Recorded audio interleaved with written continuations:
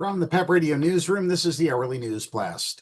Today's News Blast comes from dogsbestlife.com. Smoke rolled off the roof in Hillsville, Pennsylvania, where firefighters carried out one tiny dog after another. By the end of Thursday afternoon's house fire, 26 chihuahuas were alive but shaken badly enough that their next hours would matter almost as much as their rescue. The fire started in an upstairs bedroom. Mahoning Township firefighter Jessica Exposito told local reporting on the blaze. Thick, smoky flames were seen billowing from the home's roof. Exposito said the fire was not believed to be suspicious, but the exact cause could not be determined because of the home's condition. The homeowner was away at work when it happened. No human injuries were reported.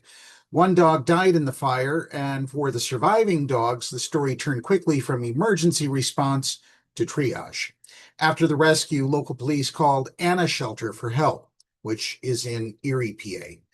In a Facebook post, the shelter said, Thursday night at 9 p.m., we received a call from a nearby police department at the scene of a structure fire. The need, shelter staff said, was immediate. They were desperate for help with 26 chihuahuas pulled from the burning building that were still alive. Within an hour, we showed up for these precious little dogs who were terrified and traumatized.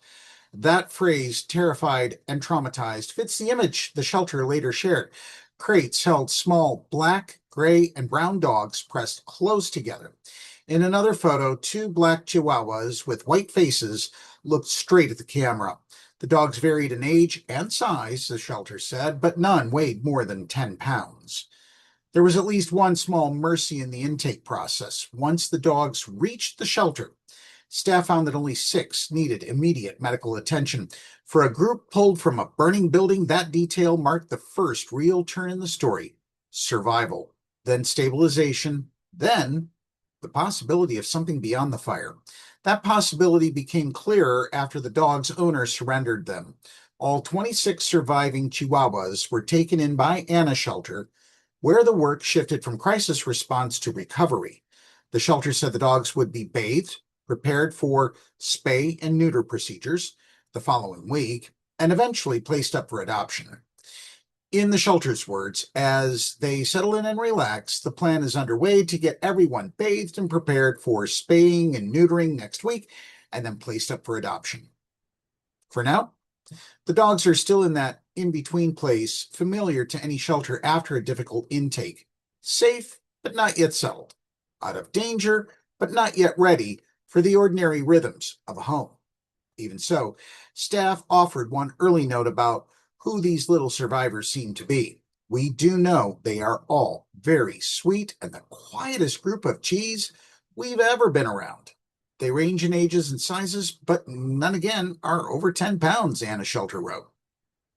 That quiet feels telling, not in a sentimental way, and not as a claim about what the dogs understand, but as a glimpse of the stillness that can follow fear. A house fire left one dog dead, yes, and dozens more abruptly without a home. Yet within hours, firefighters, police, and shelter workers had moved those survivors from smoke and confusion into cages, trucks, exams, baths, and the first steps toward adoption.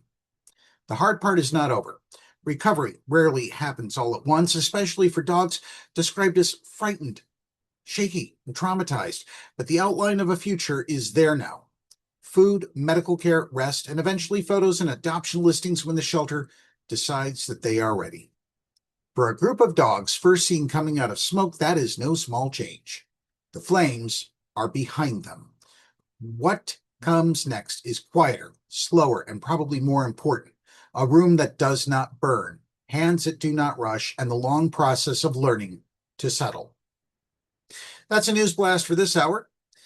PEP Radio is available on the Live 365 app, the PEP Radio page at paequality.com, Roku, Alexa, and wherever you find streaming radio. Up next, we have the Meadville area weather forecast here on PEP Radio.